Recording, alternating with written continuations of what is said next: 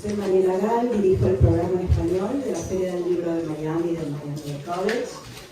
Les doy la bienvenida a nuestra Feria de 2022, que este año ofrecemos en dos modalidades: online, a través de nuestra plataforma virtual, y la otra de manera presencial aquí en el Watson Campus del Miami College en Downtown Miami. Para los 8 días que dura el evento, hemos organizado presentaciones de autores de larga trayectoria y de otros escritores emergentes, el homenaje al escritor portugués José Saramago para celebrar el centenario de su nacimiento y la entrega del reconocimiento a la trayectoria que da la feria a una figura destacada en el mundo del libro en español como es el señor Carlos Alberto Montaner.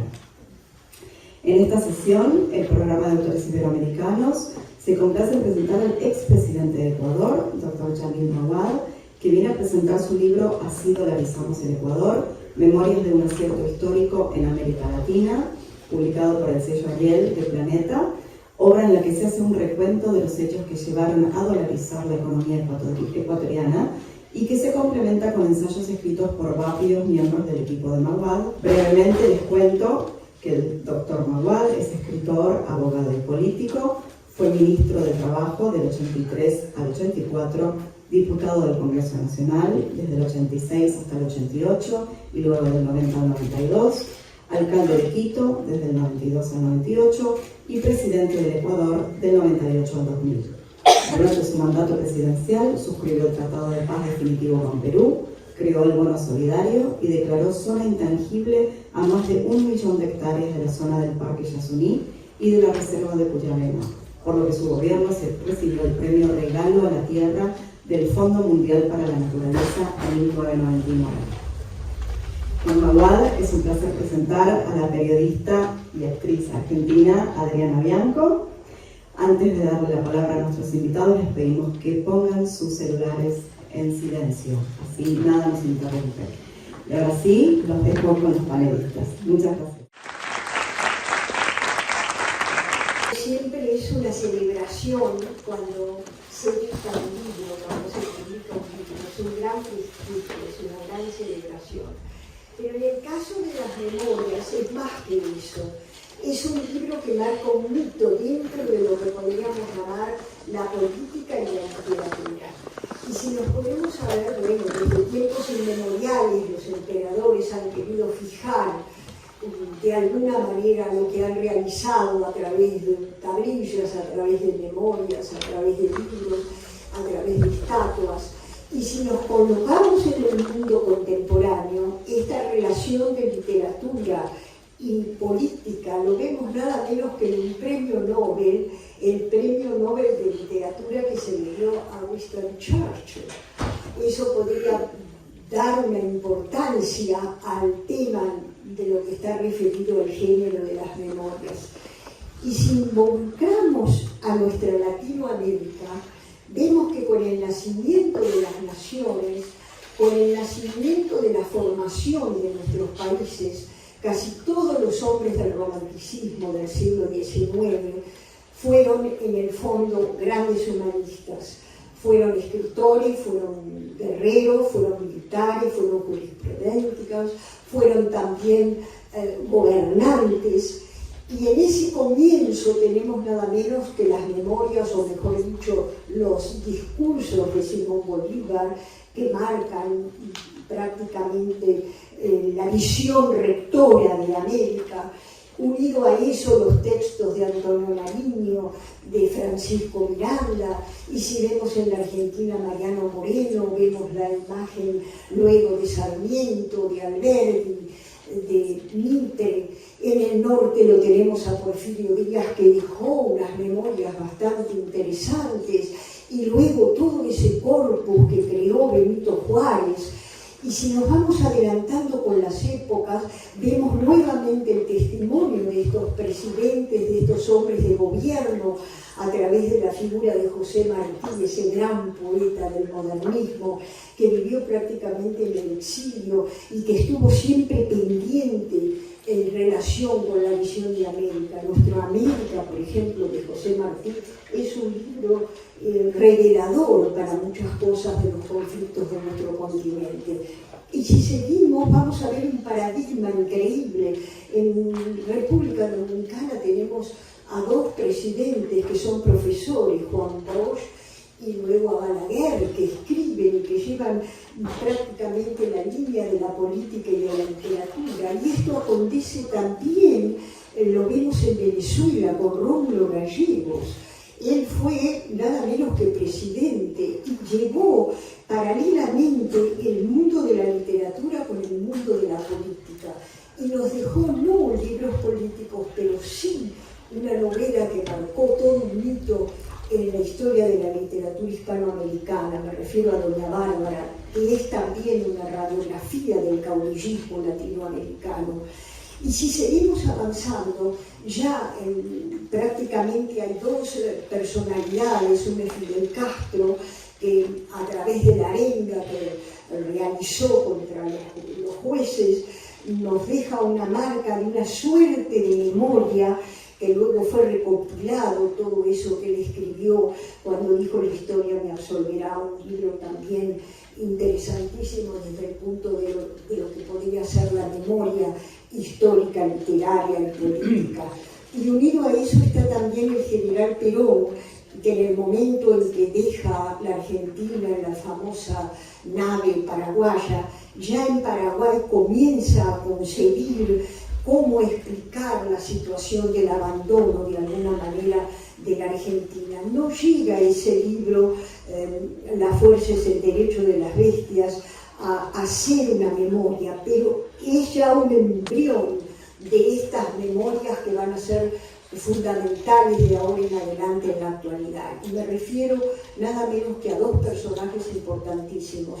Uno es Mario Vargas Llosa, que escribió justamente Como pez en el agua, donde cuenta sus inicios como escritor, pero también su candidatura como presidente al Perú.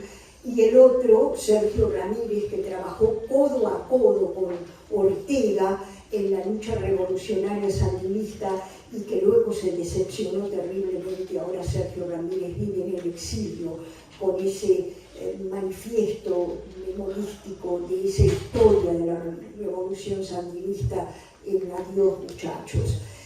Y bueno, este libro es más que eso, porque es una memoria integral, una memoria totalizadora, es un libro abarcativo y es además un libro que reafirma el género de la memoria en Latinoamérica de una manera casi, yo diría, paradigmática. Y es además un libro árbol, porque hay muchos libros dentro de este libro. Me refiero, por ejemplo, al comienzo de este libro, es una reseña a través de una clase en Harvard, donde se describe al Ecuador contemporáneo. Y me pareció increíble que en ese momento volviera a mí la imagen de Facundo, de Sarmiento, que también comienza en ese libro innovador como es Facundo, comienza a describir la Argentina. Facundo es un hombre del Renacimiento, Sarmiento es un hombre del romanticismo, no tiene armas para describir muy bien la Argentina, pero hay un punto de coincidencia con el libro del doctor Magua. Me refiero a lo siguiente: para los dos la geografía es determinante en cuanto al desarrollo de la identidad nacional, es determinante en cuanto al desarrollo de la política y del gobierno. Sarmiento dice que la extensión es un mal, y el doctor Magua nos habla de una fragmentación geográfica en el mismo Ecuador. Luego de darnos esa visión del Ecuador contemporáneo, pasamos a otro libro. Es un libro que habla de la paz y de la guerra. Un libro que habla justamente, me refiero dentro del mismo libro, de las negociaciones a las que se dio, motivado porque la guerra estaba allí y era casi inminente entre Perú y Ecuador, en el momento en que asume la necesidad imperiosa de llegar a negociaciones y a firmar una paz. Y esas negociaciones se hacen a través de también un sistema muy, muy innovativo que es la diplomacia presidencial. No había tiempo para las cancillerías, había que actuar inmediatamente, y eso lo hizo el doctor Magua junto con el doctor Fujimori. Y al final de ese capítulo, cuando llegan a Brasilia y se firma esa paz, el discurso de la paz del doctor Magua es sin duda una página literaria, una página filosófica sobre lo que significa la paz en nuestro continente.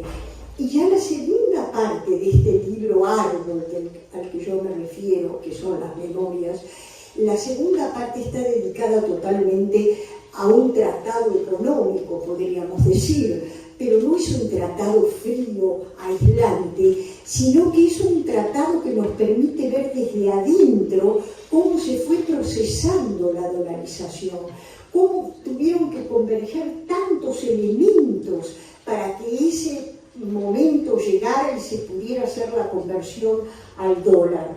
Es interesantísimo incluso para las personas que no conocemos demasiado de economía, cómo paso a paso nos va describiendo los diferentes factores, cómo interviene la parte del gobierno, la parte de los bancos, las finanzas, los problemas internacionales, lo social, para que se diga en una noche muy especial, el doctor Magua diga que se dolariza el Ecuador. Y finalizando, hay una conjetura, una unión de comentarios sumamente interesantes de aquellos que han sido también partícipes en esta parte histórica, que han sido prácticamente acompañando al protagonista. Pero si esto fuera poco, si tuviéramos ya un tratado económico, si tuviéramos una radiografía del Ecuador, si tuviéramos una agenda de negociaciones, hay un paso más, que es el paso filosófico que se da a través de 6 capítulos que son los momentos del rey Arturo. Ese rey mitológico, ese rey maravilloso, legendario, que creó la tabla de los caballeros de la mesa redonda, ese rey que tuvo que dialogar con su espada ante momentos muy difíciles de decisión. Justamente esos momentos que se intercalan en el libro es otro libro, es un libro filosófico que nos habla de la forma de gobierno, del servicio público, de las dudas, de los inconvenientes, de las trabas, pero también de las soluciones, de las visiones hacia el futuro, de la plataforma que se quiere para el país. Y es también un libro filosófico porque se apoya en la doctrina aristotélica. Aristóteles decía que no se puede concebir un buen gobierno si no se tiene una ética política.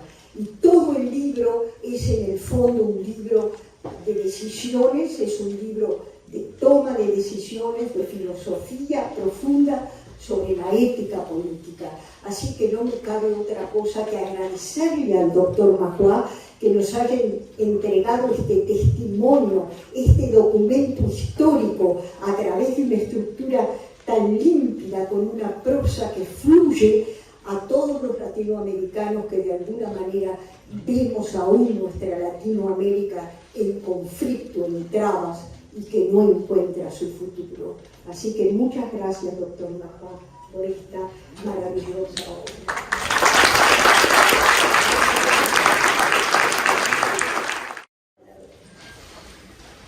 ¿Cómo me permitís tomar el podio?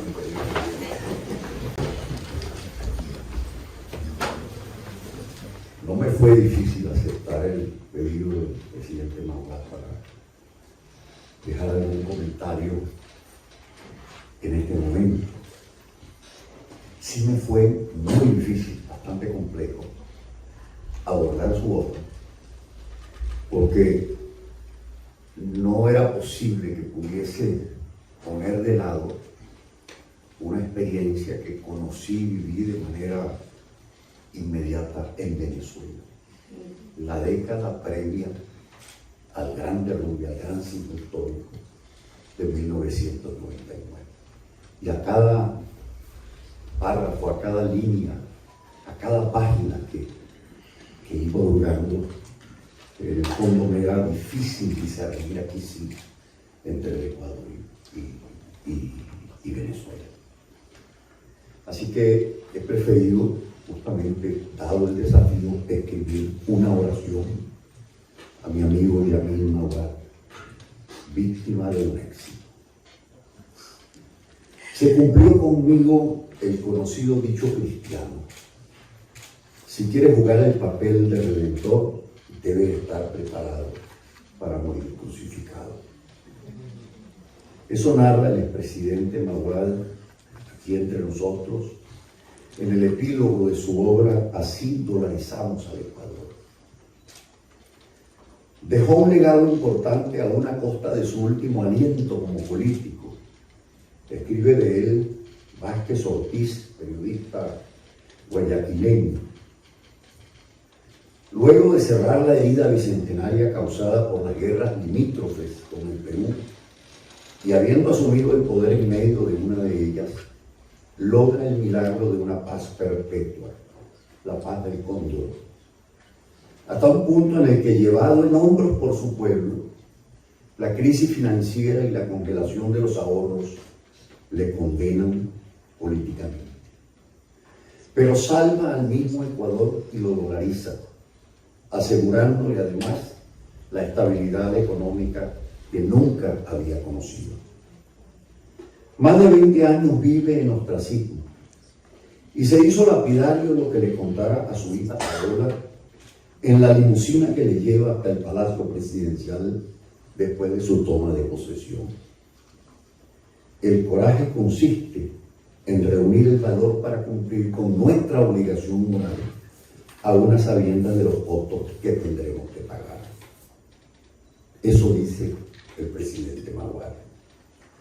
Mucho valoro, pues, que el presidente me haya solicitado estas palabras de apertura para la presentación de su libro que subtitula Memorias de un acierto histórico en América Latina. Ha sido capaz el autor de combinar la crónica histórica rigurosa de un periodo en la vida de su patria que lo tuvo como protagonista, con la puesta en escena del aula universitaria desde donde enseña en Harvard, guiado en parte por el género de la novela y bajo la forma de un thriller por sus momentos de suspenso. Lo hace con la experticia e intuición del preceptor de primeras letras, sin cansar al alumnado, para mejor enseñarle sobre la construcción de políticas públicas y el sostenimiento de la gobernabilidad necesaria para la buena gobernanza en un contexto de debilidad democrática y de condicionamientos económicos globales. Las 1062 páginas de esa memoria de este Tácito contemporáneo pueden desgranarse con velocidad digital. Es lo admirable y que sorprende. Maguad, como bien lo apunta Velázquez Ortiz, quien le sigue de cerca y en los pasos de su derrotero gubernamental, ha alcanzado además, al escribir su libro, la purificación de las pasiones. Ha superado con creces, casi que lo celebra, con gozo cristiano, el drama del que fuese actor fundamental. Drama que luego desata con éxito trascendiendo, jugando de modo sabio con las alternativas, pero que al término, al salvar a su nación, optó, cabe repetirlo, por pagar el costo personal de su éxito. El drama se le volvió tragedia. Escribe el presidente con el cuidado del tercero, del historiador riguroso que tras años de distancia observa y revisa la historia de su propio gobierno. Se separa del tiempo en que la verdad se quebranta. Vive este y ejerce el poder en efecto dentro de un ecosistema de coyuntura donde manda el odio, en un ambiente, lo diría Virgilio, de enemigos y de sometidos que no piensan en la posteridad. La cuestión relevante, por lo demás, es que el libro que nos ocupa describe una historia que se hace presente en el Ecuador de actualidad.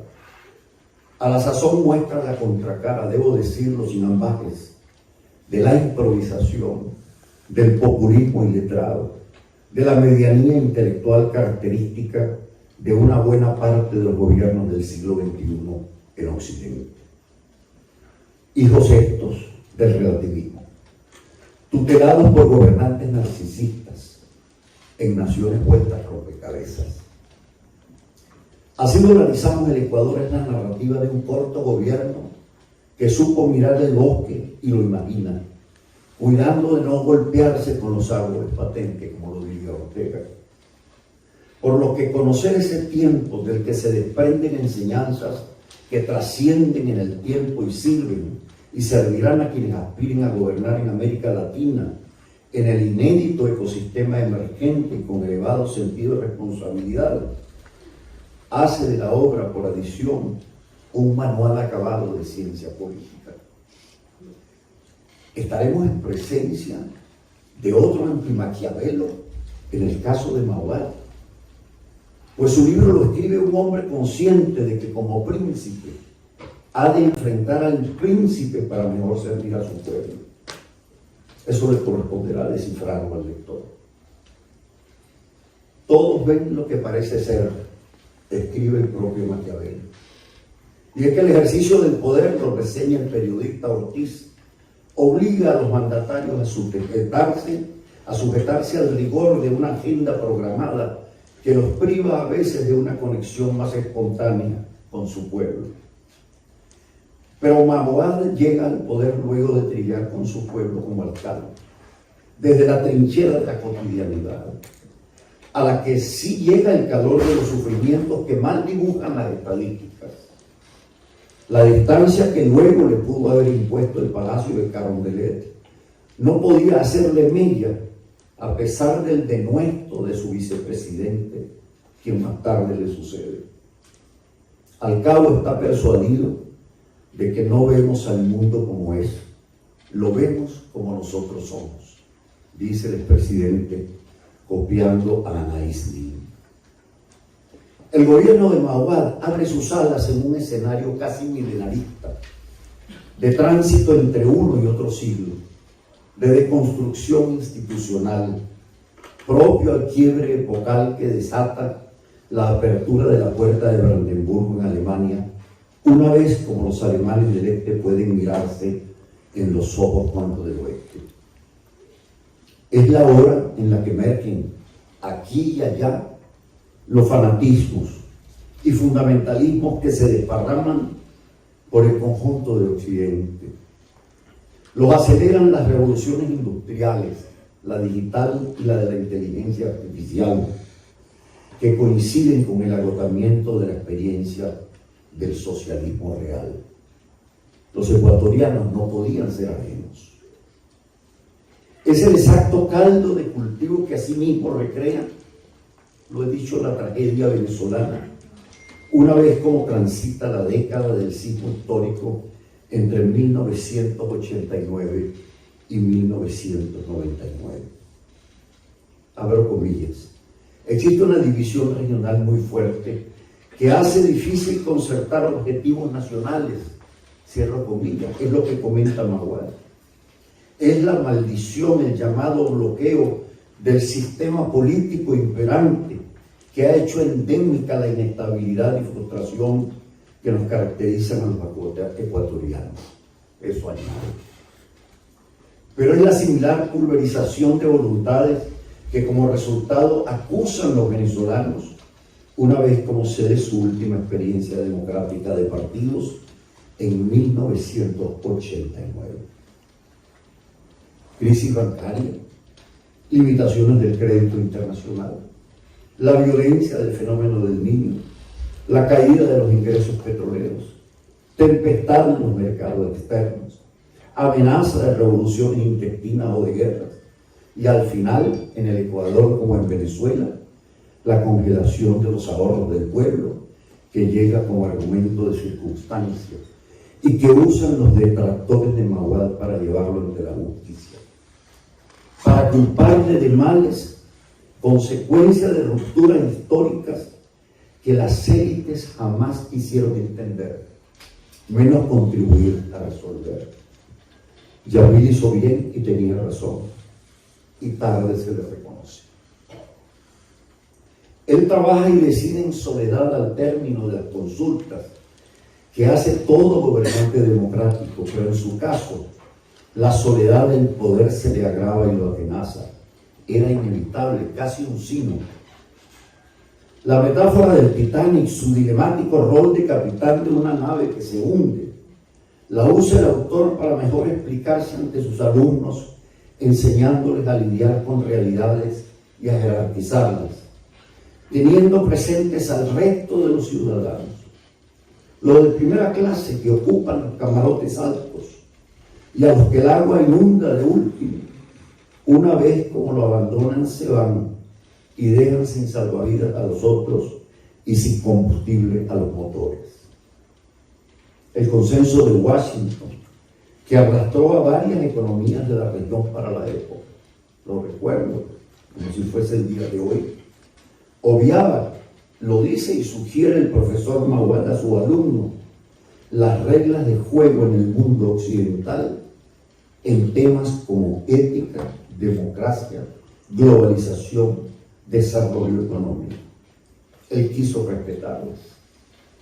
A finales del siglo XX, el debate, a pesar de ya haber transcurrido una década desde el inicio de lo que insisto en llamar el quiebre epocal, se centra entonces y entre las élites en las cuestiones del déficit presupuestario, la reforma tributaria, la deuda externa, la relación con el Fondo Monetario, la apertura de la economía, el sindicalismo público, la flexibilización laboral, la reglamentación del derecho a la huelga de los servidores públicos, los niveles de pobreza, el crecimiento económico, la justicia social. Entre tanto, las élites políticas, en medio de la incertidumbre, se dejan dominar por el encono y el cortoplacismo. Mal captaban unas y otras lo que recién comento en una sesión de trabajo con los miembros de la Real Academia Hispanoamericana que actualmente integro. A mis colegas les digo, transcurridos 12 años desde el desmoronamiento del muro de Berlín, el mismo Club de Roma advirtió que el mundo está pasando un periodo de trastornos y fluctuaciones en su evolución hacia una sociedad global para la cual la población no está mentalmente preparada. Como resultado, su reacción es a menudo negativa, inspirada por el miedo a lo desconocido y por la dimensión de los problemas que ya no parecen ser a escala humana. Estos temores, si no se abordan, lo recordaba el club en su sesión de Bruselas de 1996, pueden llevar al público a extremismos peligrosos, a un nacionalismo estéril y a fuertes confrontaciones sociales. América Latina es la experiencia más primaria. El equilibrio crítico que imagina el capitán Mawad para sostener su barco y salvarlo es la de respetar a la mano invisible del mercado, usando con decisión la mano visible del gobierno.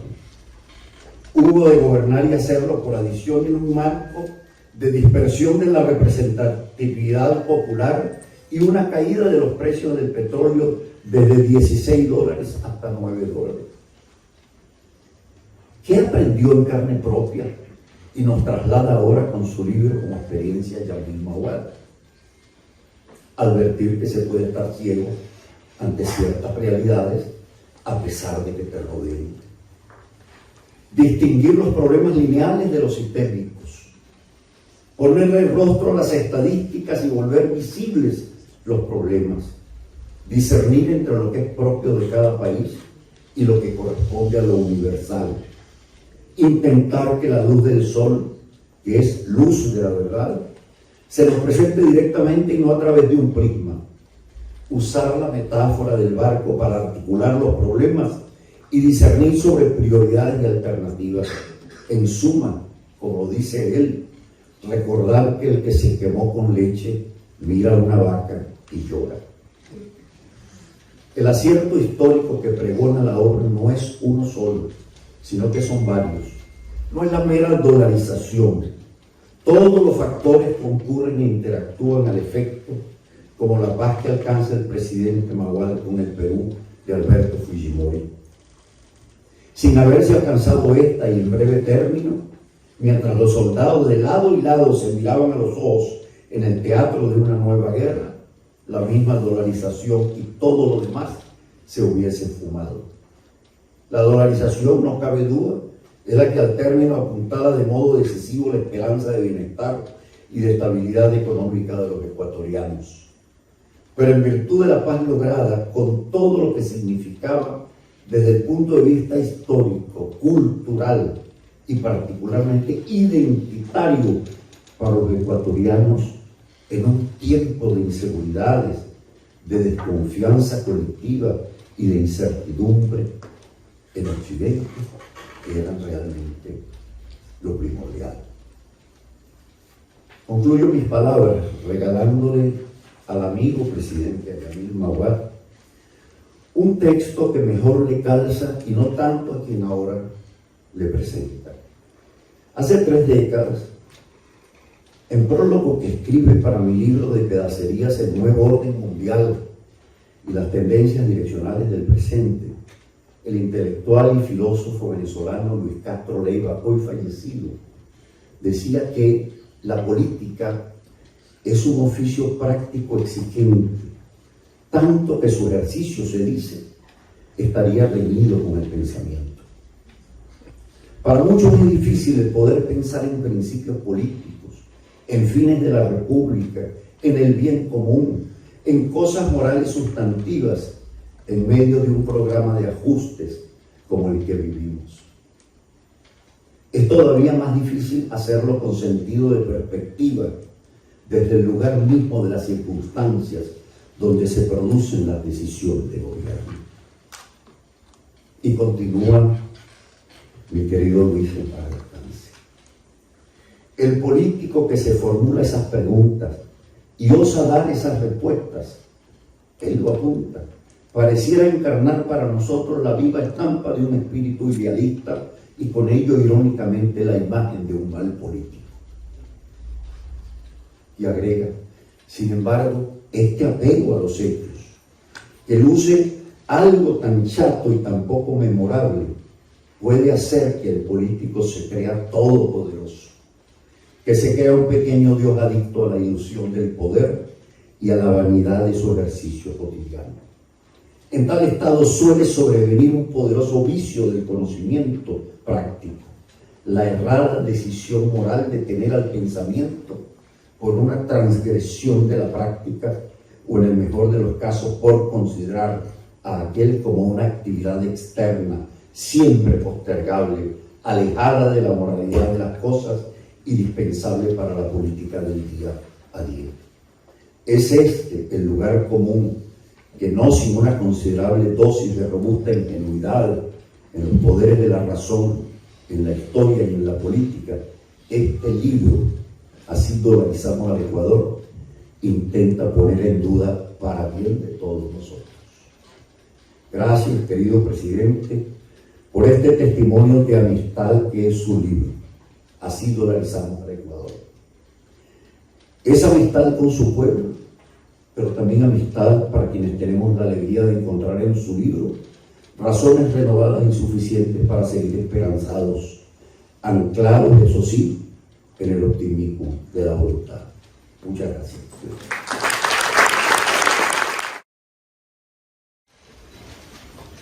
Quiero empezar agradeciendo a Mariela por sus palabras y a través de ella a la Feria del Libro de Miami por haberme invitado a participar esta noche. Agradecer a Adriana, que ha tenido la decisión de tomarnos de la mano y hacernos caminar por la geografía y la historia de América Latina, recordando tantos países, tantas personas, tantas obras. Agradecer a Druval por haber enfocado el libro desde la perspectiva de un hombre de Estado, de un académico de excelencia, de un hombre con práctica política, y que todo lo analiza no solo desde el ángulo de lo que se hace, sino desde el ángulo de lo que se debe hacer, de los principios dentro de los cuales se ha de proceder, y que ha tenido palabras tan generosas para mí esta noche. Pues, escuchándolos a ustedes, se me ha ocurrido que un título alternativo de la obra podría ser "De la paz del cóndor a la paz del dólar".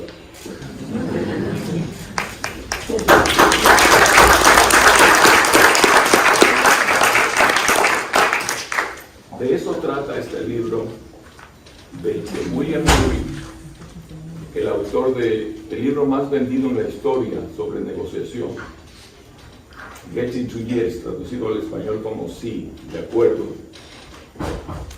Dice que en este recuento fascinante y profundamente personal de dos mega negociaciones que cambiaron la historia de su país, el expresidente Mawad nos deja valiosas lecciones, etc. Quiero agradecerle también a la memoria de José Ortega y Gasset. Ya lo citó Asdrúbal en su intervención. La frase más conocida de él es: "Yo soy yo y mis circunstancias". Yo estoy tan convencido de eso que no creo que se pueda juzgar ni los pensamientos ni las acciones de un ser humano si no se entiende el contexto en el cual las decidió y las ejecutó. Entonces, la obra empieza, como ustedes dos lo han señalado, presentando el contexto del Ecuador. Les quiero contar que este tema produce pesadillas a los que quieren escribir. Alguien compra un libro para saber cómo se dolarizó el Ecuador y el autor empieza diciendo: pero primero déjame contarte qué es el Ecuador, cuál es la historia, la política, la economía, la situación social. Y hay el riesgo de que a las 10 páginas diga: ya me aburrí, está lleno de estadísticas, está lleno de cifras, yo no compré el libro para eso. Sin embargo, si no conocemos las circunstancias, ¿cómo analizamos el yo y mis circunstancias? Bueno, se me ocurrió esta idea de hacerlo reproduciendo por escrito lo que ocurre en mis clases en Harvard, en donde les pido a los alumnos que se conviertan en miembros de mi gabinete. Les cuento la situación de mi país en 1998 y les voy entregando información cronológica de la manera que yo la iba recibiendo como presidente. Y les pido que vayan tomando decisiones, quedando advertidos de que no hay nada gratis. Pueden resolver las cosas que yo hice, pueden resolver cosas diferentes, pero cualquier cosa que resuelvan va a tener un precio y deben estar listos para pagar. Entonces, el contexto del Ecuador está explicado ahí.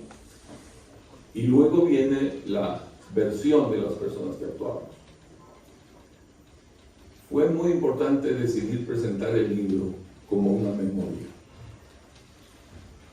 El pedido que yo les hice, y lo acordamos entre los coautores del libro, es que debería ser lo menos parecido a un informe a la nación. Los informes de la nación son aburridos, largos, detallistas, y corremos el riesgo de que no nos lean. Pero si lo cuenta uno como memoria, si lo hace poniéndose en la situación del lector, si trata de anticipar las preguntas que el lector va a tener en su cabeza, entonces a través del diálogo, de la interacción, que es lo que pasaba en las clases, se puede explicar. Aquí tenemos lo que a mí me gusta llamar un buffet literario. Personas que están aquí como ustedes, más interesados en la economía, podrían querer iniciar la lectura leyendo la memoria del ministro de Finanzas que lo realizó, la memoria del miembro del directorio del Banco Central, que estuvo siempre a favor de la dolarización, la memoria del superintendente de bancos, porque tienen preferencia por lo económico. Pero si alguien tiene preferencia por entender qué pasaba en el mundo cuando el Ecuador vivía eso, puede leer el prólogo de Domingo Cavallo, puede leer el artículo de Ricardo Hausmann, porque ellos nos cuentan el Ecuador y el mundo cómo se movían en conjunción. Quien quiera más bien una versión de tipo general sobre el país, pueden leer el prólogo de José Velázquez, que lo mencionó Asdrúbal. Pueden leer la crónica mía, la memoria mía, cómo se ve el mismo problema desde la presidencia de la República. Y por supuesto, tiene nuestra perspectiva. Khalil Gibran dice, nunca digan hemos encontrado la verdad. Digan hemos encontrado una verdad. Y una memoria le plantea a uno el análisis, si es posible descarnado, de la relación de la persona con su pasado y de la relación de la persona con la verdad. Y hemos querido ser lo más transparentes posibles en esta crónica. Hemos mezclado 4 cosas en el libro. Cronología de los hechos. Si de pronto alguien quisiera saber cómo era aquel Ecuador del 98, del 99, podría tener un pedazo narrado en este libro. Hay otros y muy buenos, pero quisimos empezar por ahí. Pero la cronología de los hechos no tiene mucho sentido sin una buena reflexión personal. Como decía Huxley, no es lo que nos pasa, sino lo que hacemos con lo que nos pasa, lo que llamamos experiencia. Solo la reflexión sobre lo que nos pasa nos permite sacar lecciones. También mezclamos interpretación histórica y juicio valorativo de lo que pasaba. Y estamos siempre muy conscientes de que es una perspectiva, es un punto de vista, que tiene la característica especial de ser la perspectiva y el punto de vista de quienes tomaron la decisión, que fueron actores del proceso. Ahora bien, hemos sido rigurosos. Planteamos el problema, analizamos opciones para superarlo, tratamos de encontrar la mejor, la menos costosa para el país y actuamos en base a eso. Y hay 2 comentarios que he escuchado mucho sobre el libro, de personas que como ustedes dos han tomado la tarea casi como que fuera un castigo de leer semejante volumen y que no se sintieron intimidados por él. Hay gente que me dice, presidente Mawad, en su libro usted habla del Ecuador, pero cuando yo lo leo, usted está hablando de mi país. Lo que usted dice que pasa ahí, pasaba en mi país. Tuvimos hoy el caso de Venezuela. Y otros me dicen, usted habla en su libro del pasado. Eso ocurrió hace casi un cuarto de siglo. Sin embargo, yo veo descritas ahí las circunstancias actuales por las que vive. Entonces, estos 2 comentarios son muy interesantes. ¿Cómo un libro de esa naturaleza se puede convertir en un libro actual? Y creo que la razón es la siguiente. Siempre que ustedes vean una buena película que les guste o lean una buena novela, van a encontrar que está hablando de la lucha de un ser humano, o contra la naturaleza, o contra la sociedad, o contra otros seres humanos. Y en este caso creo que tenemos las 3 luchas humanas. La lucha de la naturaleza es el fenómeno del niño, sin duda, que nos destruyó la economía. Si lo queremos proyectar al momento actual, para muchos el tema del COVID es un tema de lucha contra la naturaleza. La lucha contra la sociedad, con las estructuras sociales, en nuestros casos fueron las luchas contra los mercados financieros internacionales. Como un país destrozado, que no podía exportar, que no recibía divisas, podía salir si los mercados no le daban divisas. Pero en ese momento los créditos se cerraron para todo el mundo, incluido el Ecuador, y entonces no era una opción. Si hablamos ahora, tenemos varias luchas, algunas ya convertidas en guerras. Tenemos el caso, por supuesto, de Ucrania, Pero para mucha gente estamos viviendo lo que se llama la Guerra Fría 2.0.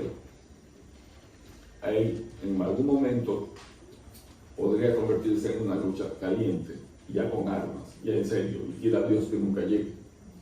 Pero tenemos luchas intestinas en la inmigración, luchas por la tecnología, luchas por los mercados, luchas por la difusión de la verdad, por la comunicación.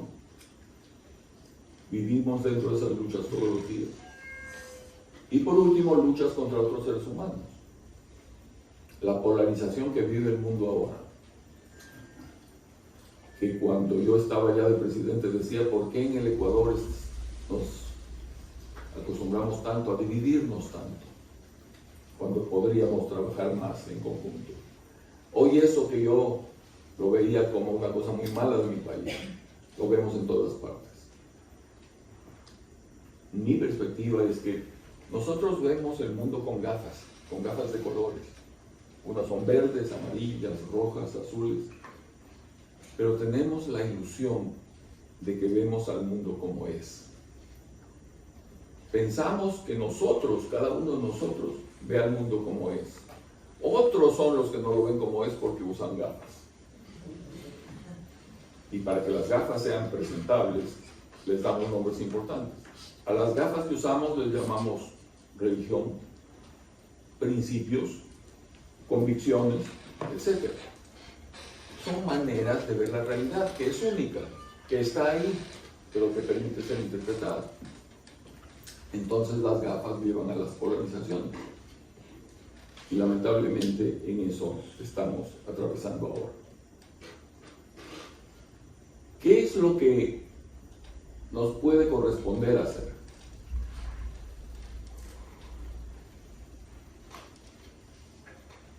El libro tiene una parte final que es una parte más bien prescriptiva.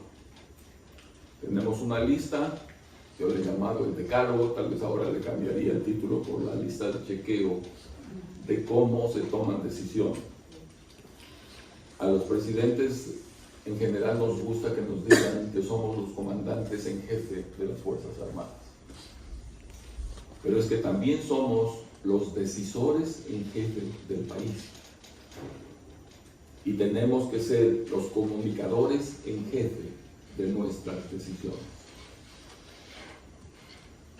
Entonces, desde esa perspectiva,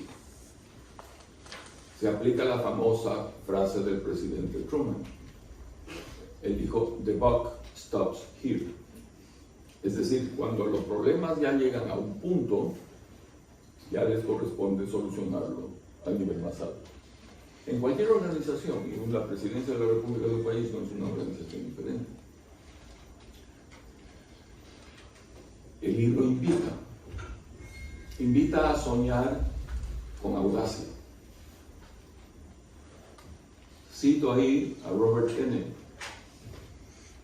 Kennedy dijo, hay personas que miran a las cosas como son y se preguntan por qué. Yo miro a las cosas que no han sido y me pregunto por qué no. Y en el Ecuador hubo un grupo de personas que nos preguntamos por qué no. Y tomamos la decisión de firmar una paz que necesitábamos y de realizarlo. Pero viene de esa capacidad o de esa aspiración visionaria de soñar con audacia. El libro plantea la necesidad de analizar con realismo y con claridad, de ver la realidad en la que estamos. También el libro plantea que tomemos decisiones con ética.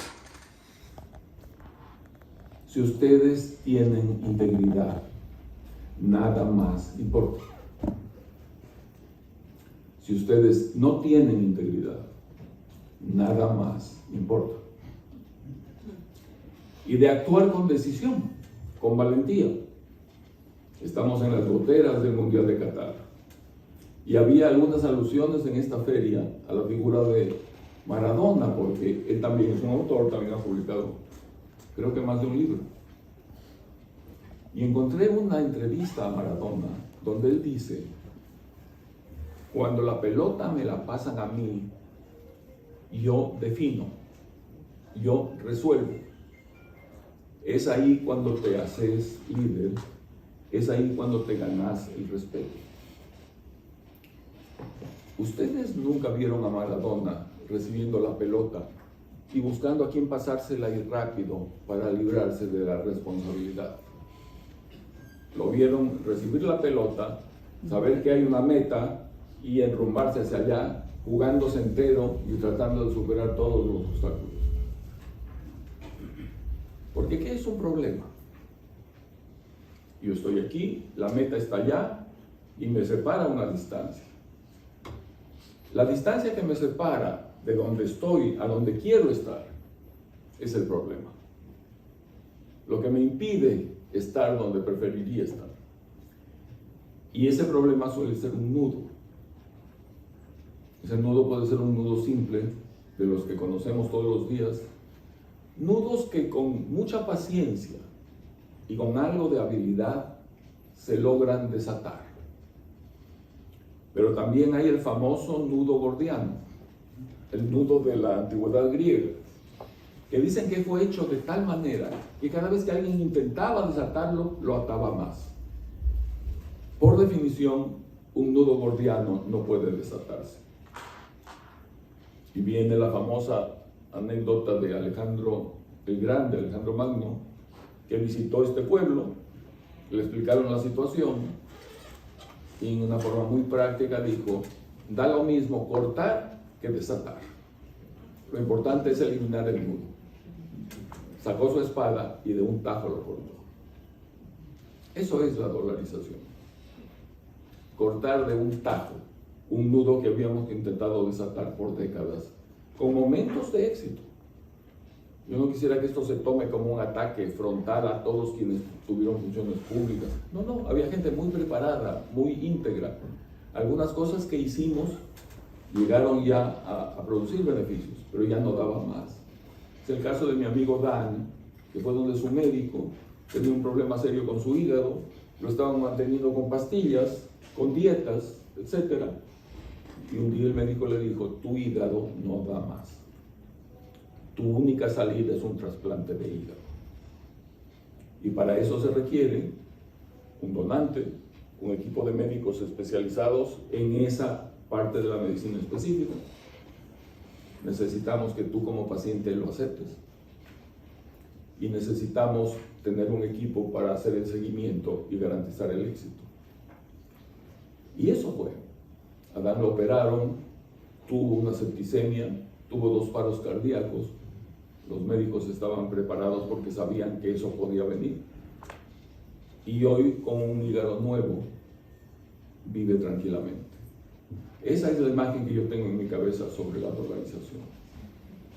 Llegó un momento en que ya no podíamos consumir las tasas de interés, que llegaron a más del 300% en Ecuador, para convencerle a la gente de que no comprara dólares, se quedara en sucres para ganar intereses más altos que la devaluación, y la gente seguía pensando: la devaluación va a ser mayor.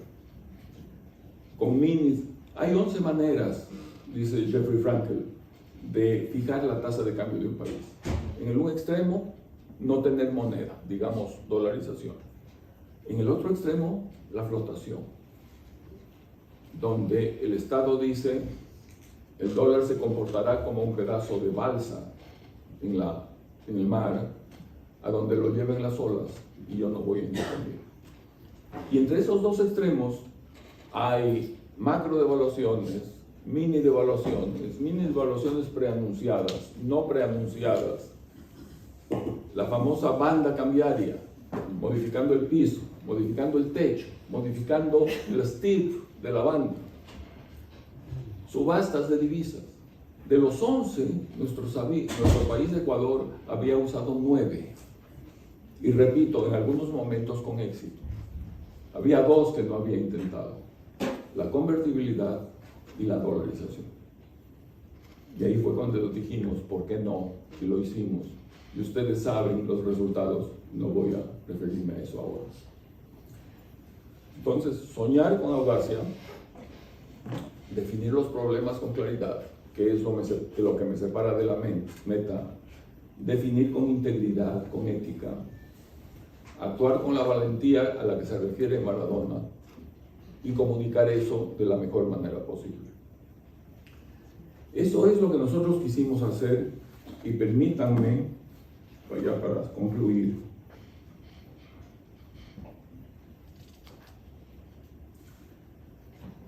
leer la manera en que de manera muy sucinta me refiero a la paz del cóndor y a la paz del dólar en el libro. En la mañana del 26 de octubre de 1998, ante la presencia de más de 1000 invitados especiales y teniendo como telón de fondo el espléndido mural de Cândido Portinari en el Palacio de Planalto en Brasilia, escuché la voz del funcionario de la Cancillería brasileña que decía: convido, oh excelentísimo señor Jamil Mahuad, presidente del Ecuador, a asignar a acta presidencial de Brasil. Enseguida anunció en perfecto español: suscriben en calidad de testigos de esta solemne ceremonia los excelentísimos señores Fernando Henrique Cardoso, presidente de la República Federal de Brasil; Carlos Saúl Menem, presidente de la República de Argentina; Eduardo Frei Ruiz-Tagle, presidente de la República de Chile; y William Clinton, presidente de los Estados Unidos de América. Al ponerme de pie, sentí una corriente eléctrica bajar por mi espina dorsal. La sensación me acompañó hasta que tomé asiento para suscribir con toda solemnidad los documentos que las manos diligentes de un diplomático ecuatoriano ponían frente a mí. Segundos después, acabé de firmar junto con el presidente del Perú, Alberto Fujimori, la paz definitiva entre los dos países. Luego de casi 200 años de disputa territorial y solo 77 días después de haber asumido la presidencia del Ecuador, la audiencia estalló en aplausos. Y sobre la paz del dólar, poco antes de las 8 de la noche del 9 de enero de 2000, en el despacho presidencial del Palacio de Carondelet, revisaba mis últimas notas con Alfredo Arízaga, ministro de Finanzas, y me preparaba para intervenir en una cadena nacional de radio y televisión que cambiaría el destino económico del Ecuador. Leí la última versión de los informes legales preparados por Juan Pablo Aguilar, director jurídico de la presidencia, y recibí de Roberto Izurieta, director de comunicación, la información detallada sobre la logística de la cadena. Luego, fortalecido tras el largo y estrecho abrazo de mi hija Paola, quien hacía las funciones de primera dama porque yo estaba divorciado, me encaminé hacia el Salón Amarillo, el lugar del palacio donde se acostumbraba a realizar las cadenas nacionales. Respiré profundo y empecé. A los pocos minutos, miré a la cámara con intensidad, levanté un tanto la voz y, respaldando mi afirmación con el gesto decidido de mi brazo derecho, afirmé con energía: he llegado a la conclusión de que el sistema de dolarización es un sistema conveniente y necesario para el Ecuador.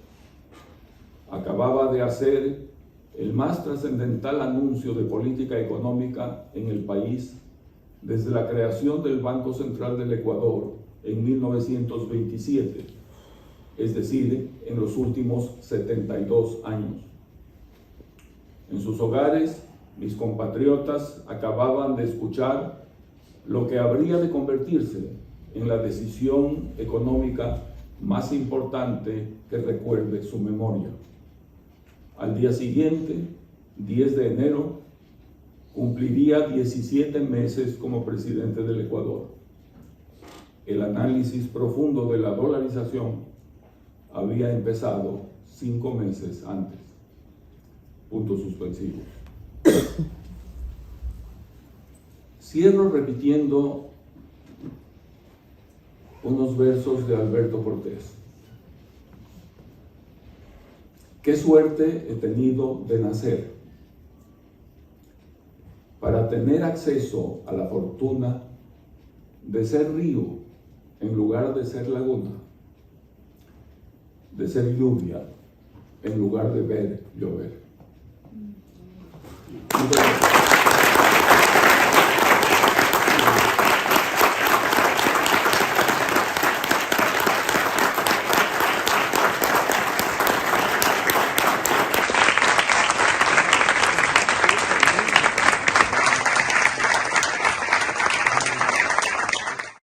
Tanta admiración, y creo que el auditorio así lo ha expresado, de oír la racionalidad, la serenidad, el desprendimiento, la grandeza de lo que ha sido su actuación en la vida pública. Gandhi en una oración hermosa decía: concédeme la fuerza para decir la verdad delante de los fuertes y para no decir mentiras para conseguir el apoyo de los débiles. Los populistas no dicen la verdad delante de los fuertes y pueden inventar cualquier sarta de mentiras para conseguir el apoyo de los que más necesitan.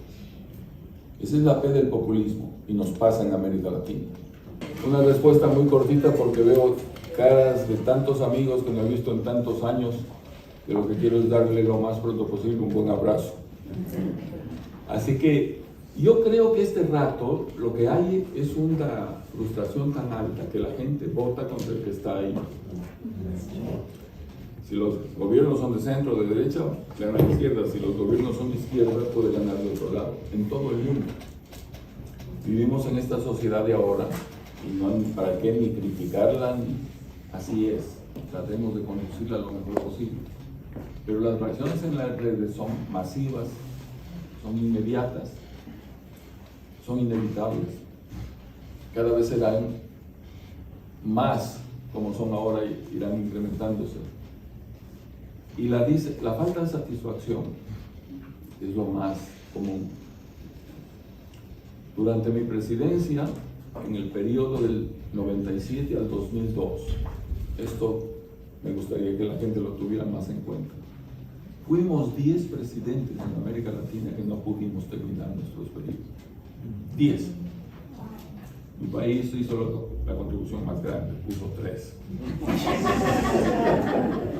Fue el caso de Bucaram, el mío y el de Gutiérrez. Pero a ellos se suman Fujimori, de la Rúa, Sánchez de Lozada, Aristide, Mesa, hasta Chávez fue derrocado y logró reencaramarse en el poder. Entonces, ¿por qué? Si ustedes son médicos y encuentran que en América Latina, en un periodo corto, 5 años, 10 presidentes no terminan, ustedes dirían, esto es una pandemia. Algo hay en el aire. Y lo único que había era una brutal crisis económica que nos pegó a todos. Si tomamos los siguientes 5 años, de 2002 al 2007, 2 presidentes no pudieron terminar, uno en Honduras y uno en Paraguay. ¿Por qué? Empezamos a exportar y a muy buenos precios, por la aparición de un comprador que no estaba en el radar antes y que se llama China. Entonces la economía se puso bien y los gobiernos se convirtieron en buenos.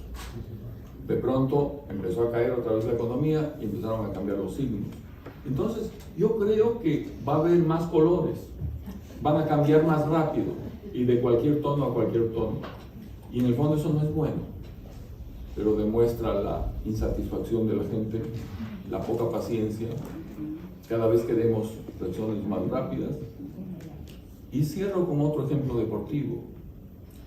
¿Cuántos partidos tiene que perder un equipo para que la hinchada de ese equipo no pida cambiar inmediatamente al director técnico?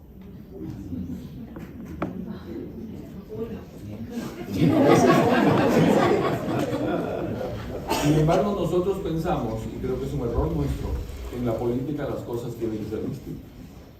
Si no me gusta el celular, el automóvil, el electrodoméstico, lo cambio. Hago una llamada, cancelo el contrato. No, la política es distinto, tiene que durar 4 años. La gente juzga la política con los mismos patrones que juzga toda su vida diaria. No es que podamos pedirles a ellos que cambien para analizar la política. Nosotros tenemos que cambiar para coincidir con ellos y pensar que las respuestas tienen que ser de otro tipo.